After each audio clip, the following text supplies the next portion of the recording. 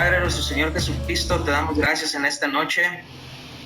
Gracias por tu fidelidad, por tu amor. Gracias, Señor, porque nos permites estar aquí reunidos como hermanos, Señor, como iglesia. Y te pedimos, Señor, que en esta noche tu Espíritu Santo hable en nuestras vidas, Señor. Que revele, Señor, las cosas que tenemos que cambiar y las cosas que tenemos que mejorar, mi Dios. Y que las que aún estamos haciendo bien, Señor, que aún las perfeccionemos.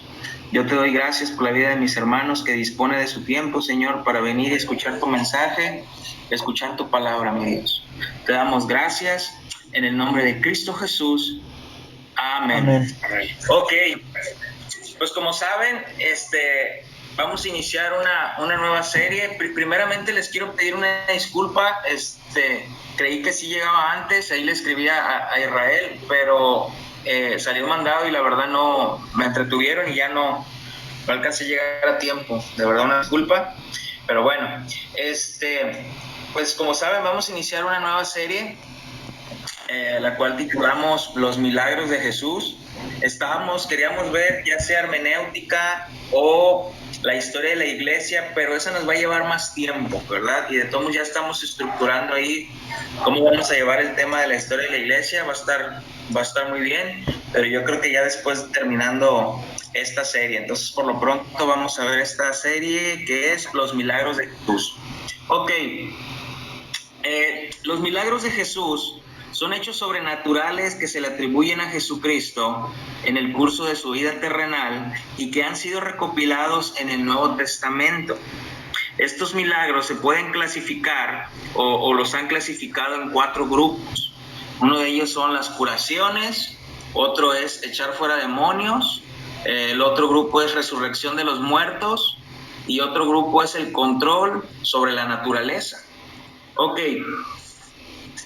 yo le comentaba a Irra que este iba a ser un buen tema, porque más allá, o sea, cada vez que nuestro Señor Jesucristo realizaba un milagro, traía consigo un propósito. Y es verdad que al Jesús, al hacer un milagro, obviamente Jesús mostraba su amor, mostraba su compasión, mostraba su misericordia, pero detrás de los milagros, Jesús siempre quería enseñarnos algo más allá, ¿no? Algo más profundo. Muchas veces nos impactamos cuando leemos acerca de un milagro, pero no nos olvidemos que Jesús era Dios y que siempre quería enseñar algo más allá. Y no nos olvidemos también que esto ya estaba profetizado años atrás, que cuando el Mesías fuera a venir, una de las señales del Mesías es que este Mesías haría milagros, ¿no? Dice Isaías 35, versículo 3 al 6, yo te lo leo, si gustas. Dice: fortalecer las manos cansadas, afirmar las rodillas endebles. Decid a los corazones apocados, esforzados, no temáis. He aquí que vuestro Dios viene con retribución, con pago.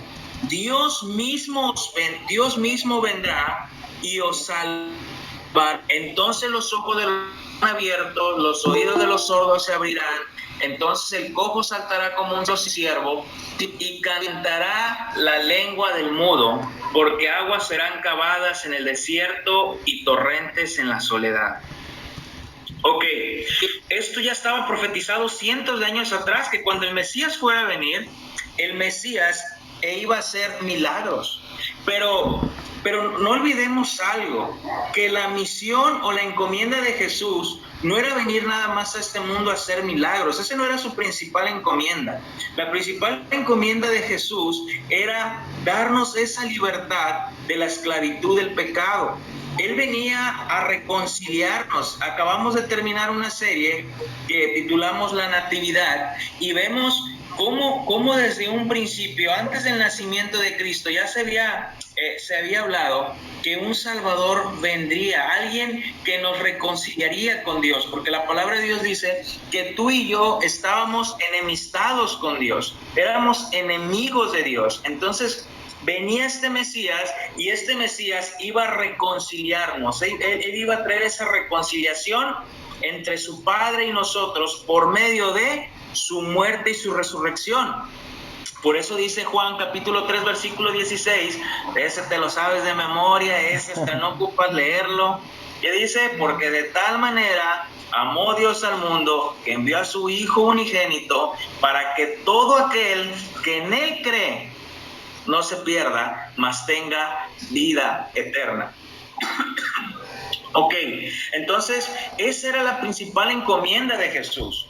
Cuando Jesús entra a la sinagoga, y dice que se le da abierto el libro, y Jesús halla el lugar, se va a un lugar del mismo profeta Isaías, donde Isaías, fíjate qué impactante, Jesús, el que dictó la ley, fue y agarró el libro del profeta Isaías, y comienza a leer sobre él mismo. En Lucas capítulo 4 versículo 18 dice, el Espíritu del Señor está sobre mí, por cuanto me ha ungido para dar buenas nuevas a los pobres, me ha enviado a sanar a los quebrantados de corazón, a pregonar libertad a los cautivos y vista a los ciegos, a poner en libertad a los oprimidos, a predicar el año agradable del Señor. Y enrollando el libro, dio al ministro y se sentó, y todos los ojos estaban puestos en Jesús, y comenzó a decirles, Hoy se ha cumplido esta escritura delante de vosotros. Jesús estaba leyendo esa profecía que se había escrito cientos de años atrás. Y Jesús estaba leyendo su propia profecía de lo que estaban hablando. Entonces, hermanos, a ver, simplemente te estoy dando una introducción de todo esto, y comenzaremos a ver esta serie y vamos a profundizar lo más que podamos. Ahora sí que, así como con lupa, profundizaremos y veremos qué es lo que nos quiere mostrar el Señor Jesús a través de sus milagros. Entonces, de verdad que presta atención, prepara tu libreta, prepara tu Biblia, porque vamos a ver, ¿no? Y el primer milagro que vamos a estudiar en esta noche está en el Evangelio de Juan, capítulo 2, desde el versículo 1 al versículo 12. Juan 1, 12. ¿Quién lo quiere leer? A ver, ¿quién es el valiente? Para que participen. ¿Quién dice yo? Nomás uno, todos no. Yo. Juan 2, del 1 al 12. Es correcto. Ok. Dice, las bodas de Caná. Al tercer día se hicieron unas bodas en Caná de Galilea, y estaba allí la madre de Jesús. Y fueron también invitados a las bodas Jesús y sus discípulos. Y faltando el vino, la madre de Jesús le dijo, no tienen vino. Jesús le dijo, ¿qué tienes conmigo, mujer? Aún no ha venido mi hora. Su madre dijo a los que servían, haced todo lo que os dijere. Y estaban allí 6 tinajas de piedra para agua, conforme al rito de la purificación de los judíos, en cada una de las cuales había 2 o 3 cántaros. Jesús les dijo, llenad estas tinajas de agua, y las llenaron hasta arriba.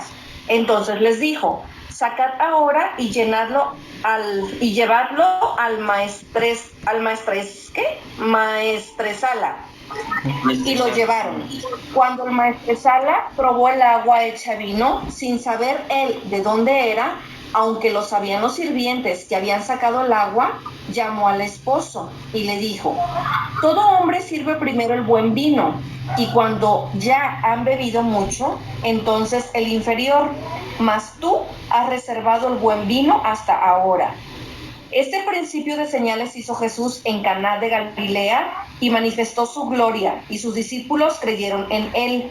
Después de esto, descendieron a Capernaum, él, su madre, sus hermanos y sus discípulos, y estuvieron allí no muchos días. Ok, gracias, Mari. El maestresala en nuestros tiempos, ¿quién sería? ¿El wedding planner o cómo le dicen? ¿Barman?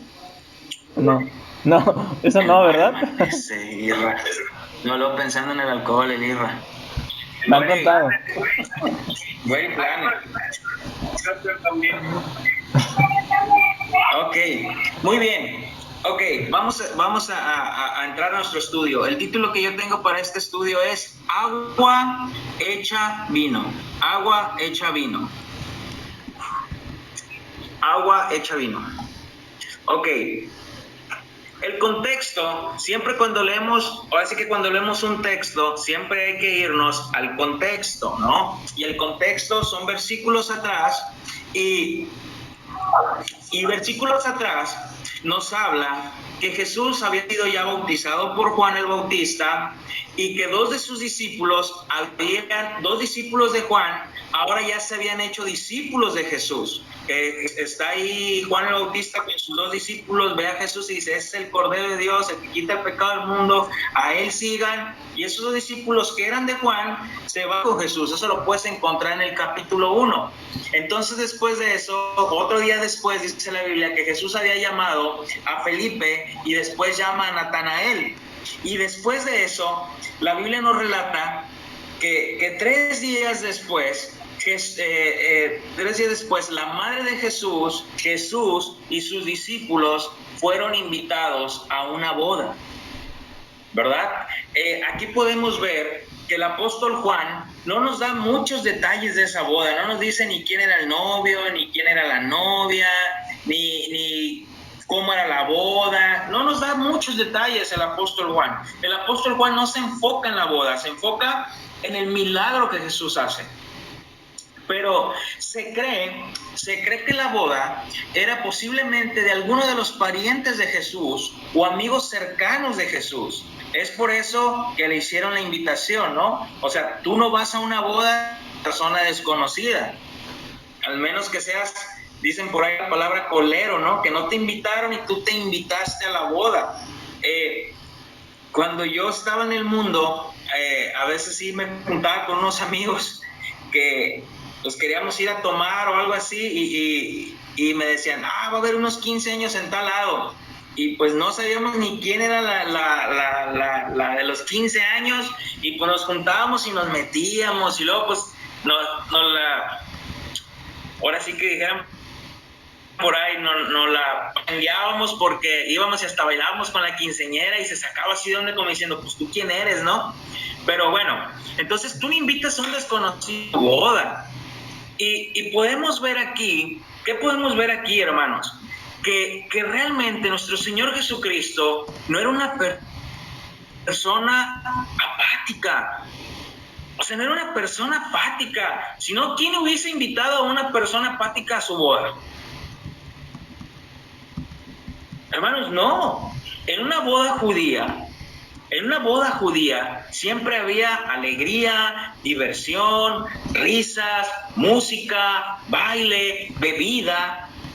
Y obviamente nuestro Señor Jesucristo tampoco fue una persona que dijo, no, es que yo no voy a ese lugar porque la verdad pues yo soy Jesús, yo soy santo y pues yo no convivo con ese tipo de personas, entonces yo me aparto y yo vine a hacer una encomienda que mi padre me mandó, ir ahorita a ese lugar es perder el tiempo. No, de verdad que no, dentro de la encomienda o dentro del trabajo que nuestro Señor Jesucristo tenía, ya estaba escrito que tenía que ir a esa boda. Y Jesús va a esa boda. Ahora, en las bodas, en los días de Jesús, de verdad ahí sí valían la pena las fiestas. Ahorita se gastan miles y miles de pesos para 5 o 6 horas nada más de fiesta. En aquellos tiempos no. Una boda judía podía durar hasta una semana. Una semana podía durar la boda. ¿Te imaginas? Los banquetes se preparaban para muchos invitados. No es como nuestros tiempos, que nada más tantas personas, 30, 40, 50, 100. No, ahí se preparaban para muchos invitados. Y se pasaban toda la semana celebrando la nueva vida de la pareja. Ahora, hermanos, se consideraba un insulto rehusar la invitación a una boda. De hecho, hay una parábola del Señor Jesucristo que un rey hace una fiesta, manda a invitar y todos rehúsan ir, y ya después dice, pues ¿sabes qué? Esos no, vean las calles, a los que encuentres, a los pobres, a los ciegos, a los cojos, invítalos a esos. Fuérzalos a entrar, les dice, ¿no? ¿A qué voy con esto, hermanos? Entonces, era un insulto que tú no fueras a una boda que se te había invitado. Entonces, para atender a tanta gente se necesitaba una buena planificación, una planificación cuidadosa.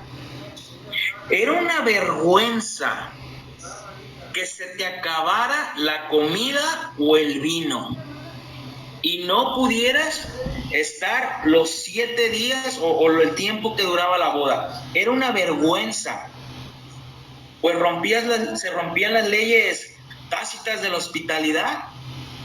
Entonces, la responsabilidad financiera le correspondía al novio. El que pagaba el evento así o el que sea, le correspondía al novio. Entonces, te repito, era una vergüenza que en medio de la fiesta te quedaras sin vino, sin comida, porque ¿sabes cómo sería recordada esa boda? Como, pues los que no hicieron una boda bien. A ver, acuérdate de una boda que has ido y que realmente has dicho, no, la peor boda que he ido. O la mejor boda que he ido, no, hombre, ¿sabes? Te dice por ahí el dicho, ¿no? Tiraron que la casa por la ventana.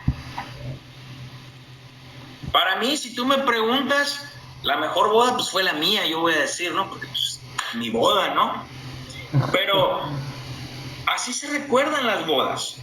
Entonces, vemos aquí, podemos ver que en el versículo yo voy a volver a leer, dice, al tercer día se hicieron unas bodas en Caná de Galilea y estaba allí la madre de Jesús y fueron también invitados a las bodas Jesús y sus discípulos, y faltando el vino, la madre de Jesús le dijo, no tienen vino. Perdón, en el versículo 3 le dice, no tienen vino. Versículo 4 dice, y Jesús le dijo, ¿qué tienes conmigo, mujer? Aún no ha venido mi hora. Versículo 5, su madre dijo a los que servían, haced todo lo que dijere. ¿A qué voy, hermanos? María tal vez no pedía que Jesús hiciera un milagro. María quizás no estaba pidiendo que Jesús hiciera un milagro, sino que le ayudara a resolver este problema tan importante en la situación de buscar vino. La tradición dice que quizás José, el esposo de María, ya había fallecido, de modo que acudió a su hijo para que le ayudara a salir de este problema. Este versículo, tanto el 4 y el 5, los católicos usan este versículo para decir que por eso María es intercesora. Y se basan en este versículo, dicen, es que mira, ¿por qué nosotros le pedimos a María? Porque hay un versículo en Juan donde había una boda y esta mujer, María fue y intercedió por estos novios y Jesús hizo el milagro. Y entonces hasta el día de hoy María sigue intercediendo por nosotros. Es por eso que le pedimos a María, hermanos, pero no es así. Si Juan nos hubiese querido enseñar, el apóstol Juan, que María era intercesora, no nomás se hubiera quedado en 2 versículos. Hermanos, no puedes hacer una doctrina de 2 versículos. Acuérdate que la Biblia es su propio intérprete. Un versículo interpreta otro y ese versículo interpreta otro y es este otro y es este otro. No necesitamos sacar 2 versículos para nosotros de un contexto formar un pretexto. Ahora, hermano, María sabía de dónde era su hijo. Ella sabía quién era su hijo. Desde antes de su nacimiento, ella sabía cuál era la misión de su hijo. Lo estudiamos en la serie pasada. Pero ella no estaba pidiendo en sí un milagro, no tenía a Jesús como una varita mágica de, no se preocupen, ahorita voy y le digo a mi hijo que él convierta el agua en vino. De hecho, hay un pastor ahí que dice que Dios le reveló, fíjate, no hombre, ese sí salió más, que Dios le reveló que María tenía una licorería, que por eso le dijeron a María, y María pues había mandado a Jesús como a traer licor. ¿Te imaginas, hermano? Ese pastor salió más más bravo que la Biblia, ¿no? O sea, más sabio. La Biblia no nos lo dice, pero Dios ya se lo reveló. Pero bueno, solamente María, fíjate lo que a mí me impacta aquí. María no tenía a Jesús como una varita mágica. Jesús le dice, ¿qué tienes conmigo, mujer? Pero mira, María sabía que podía confiar en lo que le estaba pidiendo a su hijo. Hermanos, no nos olvidemos que Jesús estaba sujeto a sus padres terrenales. Y María sabía que podía confiar en lo que le estaba pidiendo a Jesús. Por eso le dice a los sirvientes, así bien quitada de la pena, háganle caso, obedezcan a lo que él les diga. Sé que la encomienda que le estoy dando a mi hijo la va a cumplir. Porque es un hijo que está sujeto. No era un hijo contestón. ¿Y qué? ¿Yo por qué? Manda a mi hermano, siempre yo, siempre lo. No, hermanos.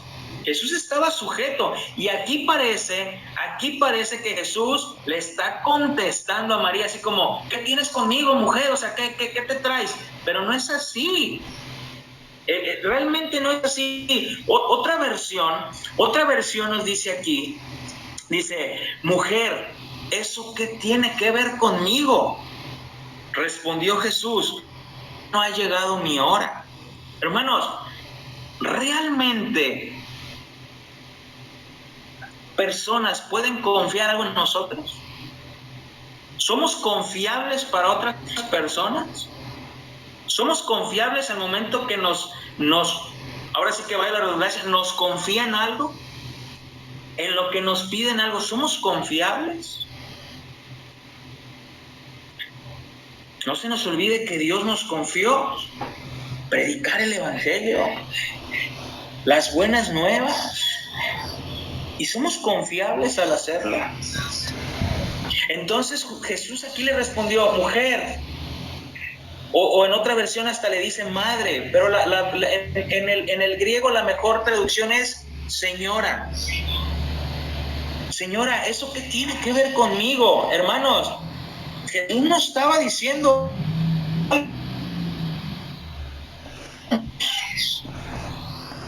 ¿quién era el encargado y la preparación de la boda? ¿Quién es más el que debía de pagar todo?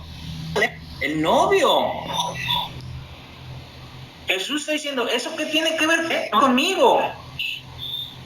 Hermanos, esa no era la boda de Jesús.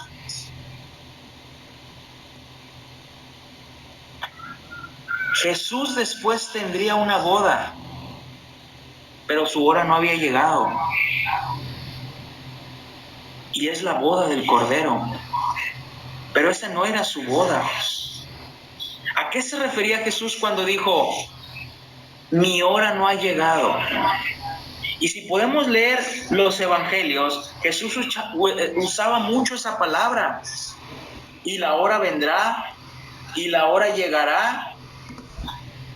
Pero en Juan capítulo 17, cuando Jesús le está dando sus últimas instrucciones a los discípulos, está en última cena, Jesús, su corazón está triste, Jesús está diciéndoles, miren, me voy a ir, va a venir el Consolador, el Espíritu Santo, va a venir esto y lo otro. Ellos comienzan a discutir quién va a ser el mayor en el reino de los cielos. Jesús les lava los pies, pero en Juan capítulo 17, versículo del 1 al 3, dice, estas cosas habló Jesús, y levantando los ojos al cielo dijo, Padre, la hora ha llegado.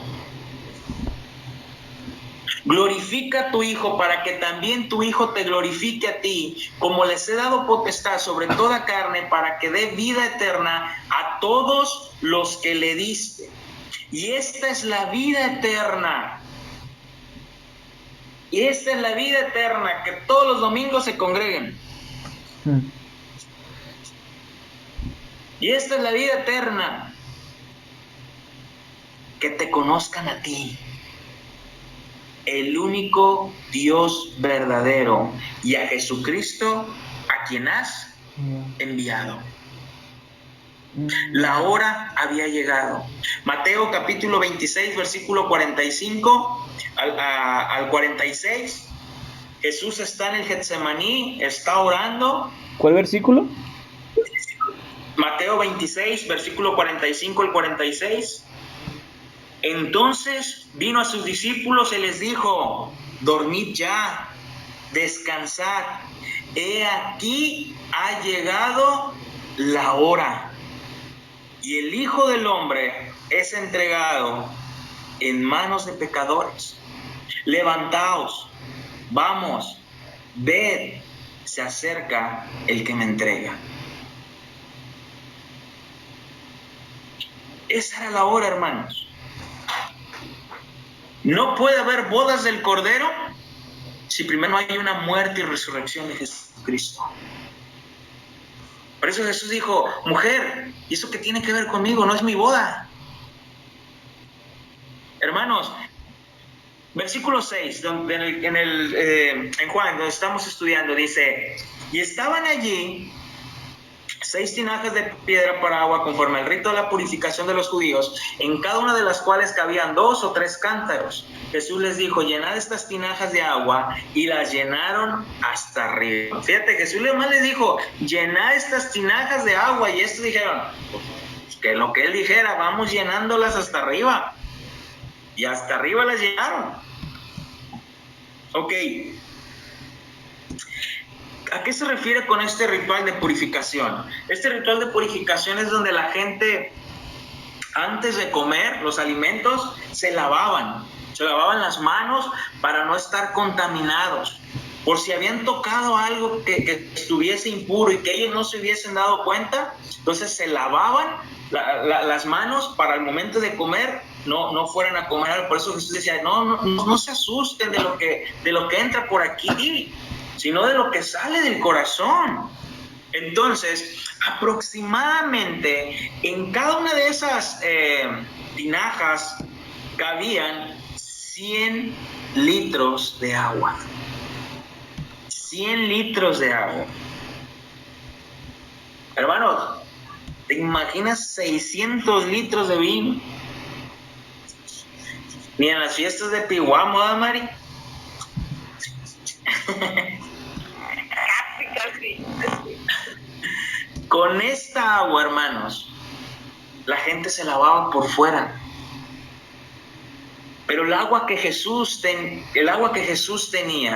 esa nos lavaría del interior del corazón, lo de dentro. Y Jesús dijo: llenen las tinajas, échenles agua, y las llenaron hasta arriba, dice. Y dice el versículo 8. Entonces les dijo: sacad ahora y llevarlo al maestresala, y se lo llevaron. Y cuando el maestresala probó el agua hecha vino, sin saber él de dónde era, aunque lo sabían los sirvientes que habían sacado el agua, llamó al esposo. Hermanos, grábate algo en esta noche. Solo Cristo,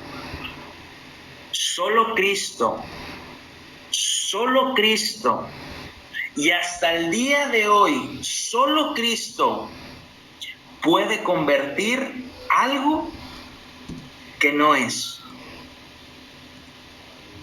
Puede convertir algo nuevo, diferente. Puede convertir algo que no tenía valor a algo preciado.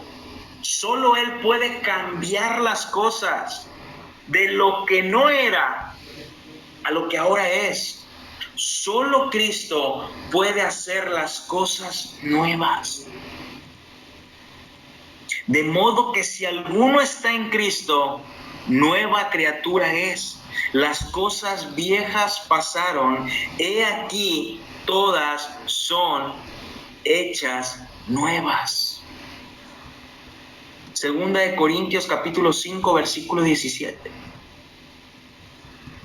Solo Cristo cambió el agua. ¿Y a qué me refiero con esto? No en el milagro, hermano, no nos enfoquemos en el milagro, sino que solamente esta persona que estuvo en el principio, que estaba con Dios, que era Dios, solamente Él puede cambiar la naturaleza de las cosas.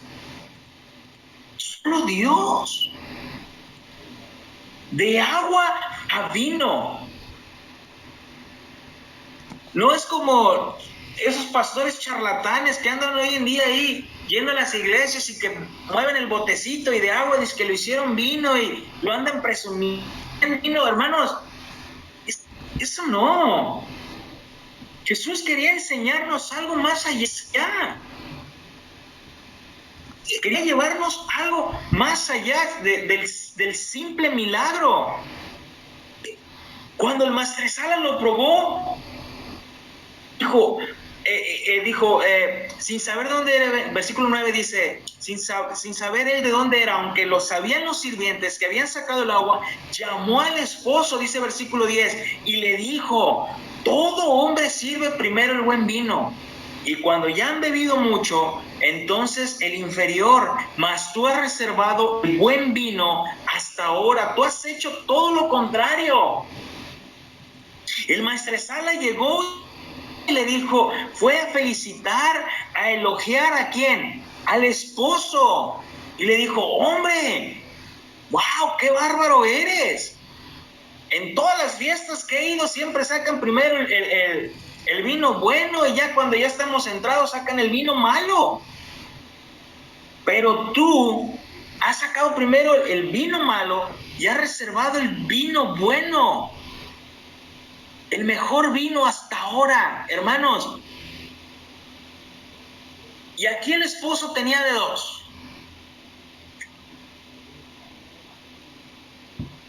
O se llevaba la gloria del hombre y decir, ya ves cómo soy yo. Así somos, ya ves cómo es mi familia. Ya lo teníamos planeado. Llevarse la gloria del hombre. O el esposo bien sorprendido de decir, ¿qué? ¿Yo? No, yo no hice absolutamente nada. Nada. Y preguntar a los siervos, hey, ¿qué pasó? Y es decir, fue Jesús. Hermanos, ¿qué hacemos nosotros? ¿Qué hacemos nosotros? Si Él obró nuestras vidas en el momento menos pensado. Si Jesús llegó a nuestras vidas en el momento menos pensado.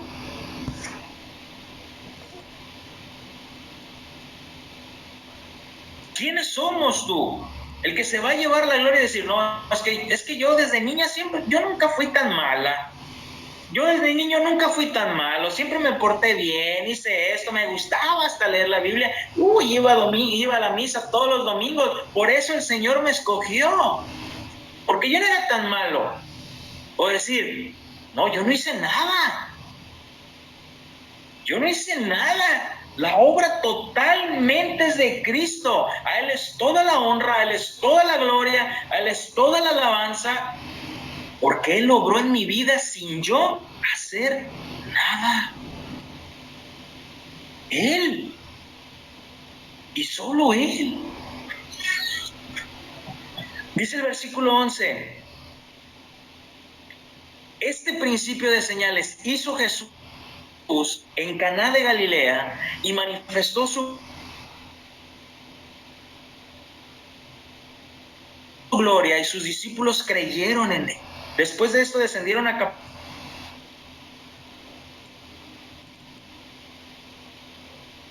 Juan nos enseña que los milagros no son simples actos sobrehumanos, sino actos que sí demuestran el poder de Dios, pero también poseían un significado más allá del acto en sí mismo. Casi cada milagro que Jesús hizo fue una renovación de la criatura caída.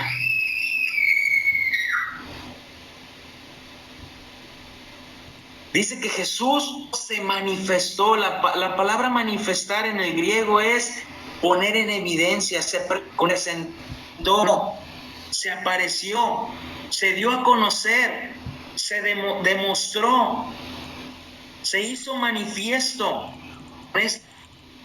Y dice que ahí sus discípulos creyeron. La palabra creer aquí viene del griego pisteuo, donde es confiar. Específicamente esa palabra es en Cristo poner el bienestar espiritual, encomendar mi vida a Cristo.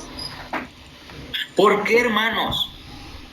Hermanos, no podemos estar más seguros que confiar y encomendar nuestra vida espiritual, nuestro bienestar espiritual en la persona de Jesús.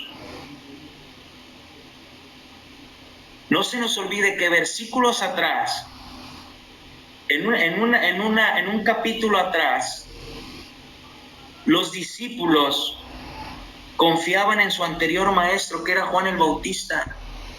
Habían sido instruidos por Juan. Pero estos discípulos ahora estaban con Jesús y necesitaban confiar su vida a Jesús. Y con esta obra confiaron su vida a Jesús, su vida espiritual en Jesús. Pero con esta demostración ahora totalmente decían, este sí es el Cristo.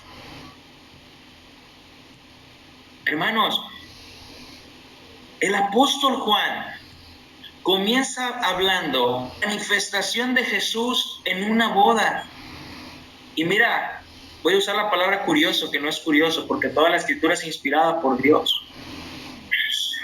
Pero Juan comienza manifestando el ministerio de Jesús en una boda. Y termina el último libro de la Biblia, el Apocalipsis, termina describiendo una boda. Pero donde esta vez el esposo es Él. Él es el responsable y proveedor de esa boda, donde nunca nos faltará ni alegría ni gozo, porque estará con nosotros, no en una boda que va a durar una semana, sino que durará una eternidad. Apocalipsis capítulo 19, versículos 6 al 8, yo te lo leo y dice, y oí como la voz de una gran multitud, como el estruendo de muchas aguas, y como la voz de grandes truenos que decía, aleluya, porque el Señor nuestro Dios Todopoderoso reina, gocémonos, alegrémonos y démosle gloria, porque han llegado las bodas del Cordero. Y su esposa se ha preparado, y a ella se le ha concedido que se vista de lino fino, limpio y resplandeciente, porque el lino fino es las acciones justas de los santos. Y aún Juan reafirma en Apocalipsis capítulo 22, versículo 17, dice, el espíritu y la esposa dicen, ven.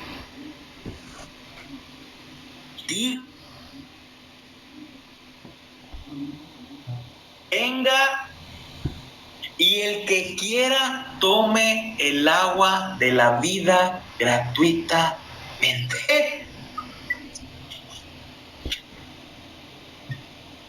Pero los milagros de Jesús iban más allá. Era para mostrar amor, compasión, misericordia, pero siempre traía renovación a la criatura caída. A la criatura caída, hermanos.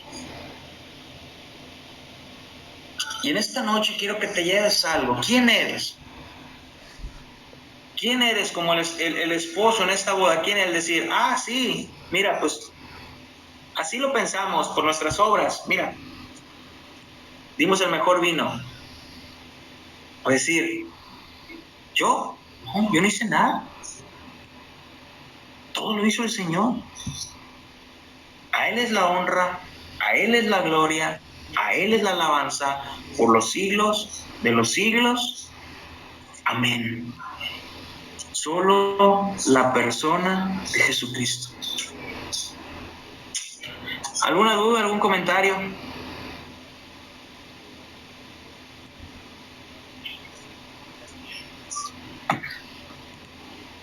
Yo creo que el milagro más grande que Dios puede hacer, ya lo hemos contemplado los que han nacido de nuevo. Yo creo que el milagro más grande que Dios puede hacer es cambiar nuestra naturaleza, cambiar nuestro corazón, hacernos nuevas criaturas en Él. Yo siento que es el milagro más grande que Dios puede hacer y sigue haciendo. Amén. Así es.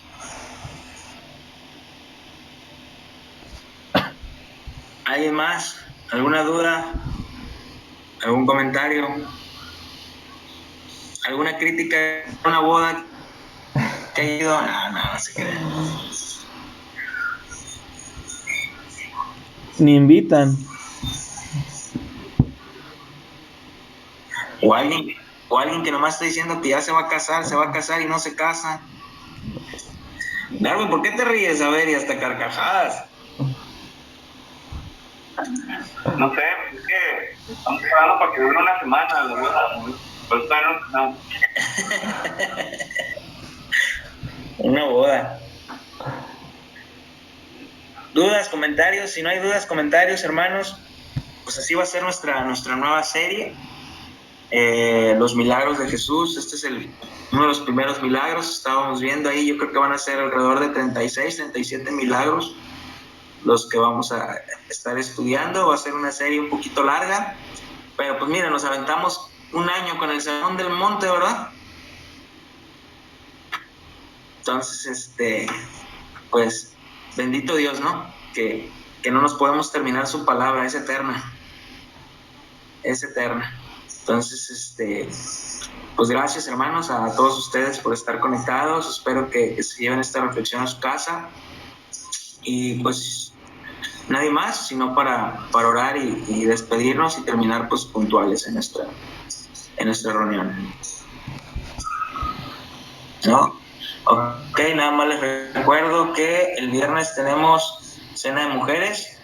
Si alguien quisiera asistir a la cena de mujeres, ahí póngase de acuerdo con Maricruz. Ahí ella está llevando el control ahí de las mujeres que van a ir y la cena y todo. ¿Sale? Pues vamos a orar para despedirnos. Señor Dios y Padre, nuestro Señor Jesucristo, te damos gracias. Gracias por tu palabra, gracias por tu fidelidad. Gracias, Señor, porque nos enseñas que tu Hijo Jesucristo no hacía milagros nada más por hacerlos, Señor, sino porque detrás de esos milagros, Señor, se encontraba un mensaje, Señor. Y ese mensaje, Señor, es que Él vendría a darnos ese mayor milagro, Señor, que es cambiar nuestra naturaleza. ¿Quién puede cambiar la naturaleza de un humano, Señor? Una mente pecadora, Señor, de alguien caído, de alguien muerto en sus pecados. Solamente el dador de vida, Señor, que es tu Hijo, Jesucristo. Porque por Él y para Él todas las cosas fueron hechas, Señor. Yo te doy gracias, mi Dios, por la vida de mis hermanos. Te pido, Señor, que les guardes, Señor, de toda esta enfermedad, Señor. Que cuide su entrada y su salida, mi Dios. Gracias, Padre. Gracias, mi Dios, en el nombre de Cristo Jesús. Amén. Hermanos, pues estamos despedidos. Gracias. Que el Señor me les bendiga. Los que pueden asistir el domingo, primero Dios, nos vemos en la congregación con nuestra serie Llamada de Atención. Perfecto. Adiós. Buenas noches. Buenas noches. Ahí nos vemos. Buenas noches. Dios los bendiga. Adiós, buenas noches. Dios bendiga. Los veo por Facebook el domingo. Perfecto. Gracias, hasta luego. Ya les bendiga.